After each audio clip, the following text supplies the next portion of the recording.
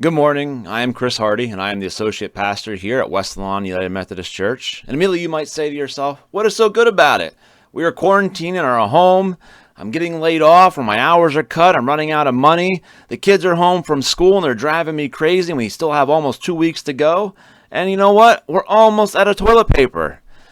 Well, I share with you and all those same kinds of things. I worry as well, and quite frankly, I am approaching the 0 hour myself with toilet paper, so say a special prayer for me.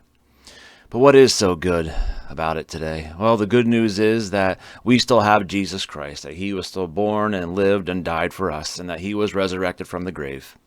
And that reminds me of worship service that we held just yesterday. We did, in fact, have two worship services, but as many of you know, the sanctuary was empty. And it was a difficult decision. Pastor Jeff was definitely torn and he was sad. And I found it a bit eerie as I looked out on or from the chancel area out into all those empty pews. Besides a handful of us, the sanctuary was completely empty. And for a little bit, it took some getting used to. But as time rolled on through the worship service, I was overwhelmed with joy. The joy that even though that we couldn't physically meet, we were still present with each other. I'm not sure if those that tuned in are able to see the exact numbers, but for our 8 o'clock traditional service, which we were blessed to have some choir members here and the organist and a pianist, the number of folks that tuned in, actually the number of devices that tuned in was 217. So that was 217 computers, cell phones, or tablets.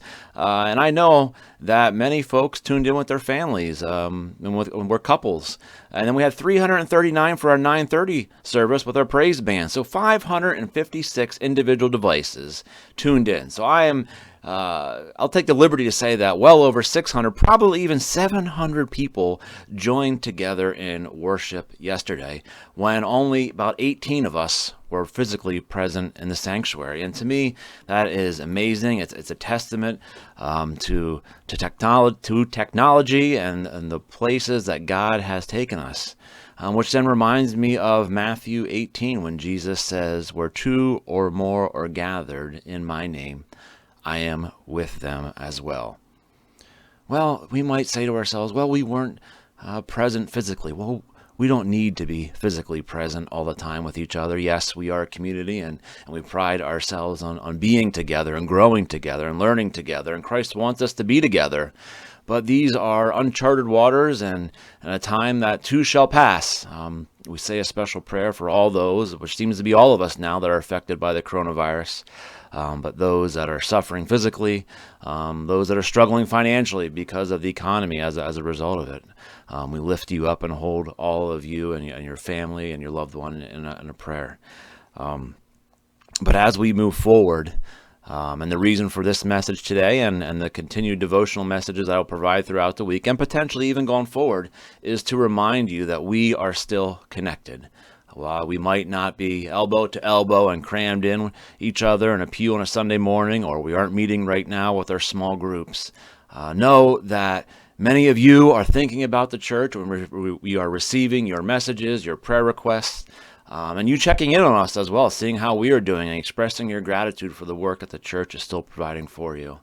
But we are still together, that we are still united through Jesus Christ through this difficult time.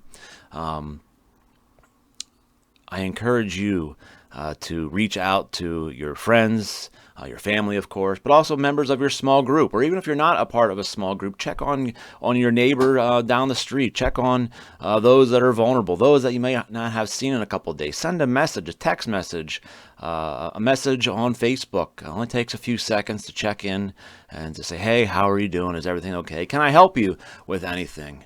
Or you can go the old-fashioned way and actually pick up the telephone and make a phone call. Those few moments, those few minutes that you'll spend will mean the world to somebody else. I know just the little messages that I get here and there from folks mean the world to me, knowing that I am not forgotten by you, even though that we haven't seen each other in a few days. For where there are two or more in Jesus' name, there he shall be too. So during this difficult time that is this quarantine and this time of social distancing, and we might miss the hugs and the handshakes and the personal gestures and greeting, know that we are still united together through Christ. Know that your church is thinking of you, Pastor Jeff, myself, and all the staff and all the members here that make this church tick and function are thinking of you and love you, and that Jesus loves you as well. And you are not forgotten, and we thank you for not forgetting about us as well. So however you're watching this video today, which is Monday, you'll receive the video again tomorrow as well and throughout the week. And I hope it can provide a little bit of hope, a little bit of encouragement, a reminder that we are still together, even though we are not physically together with one another. May God be with you until we meet again. Thank you.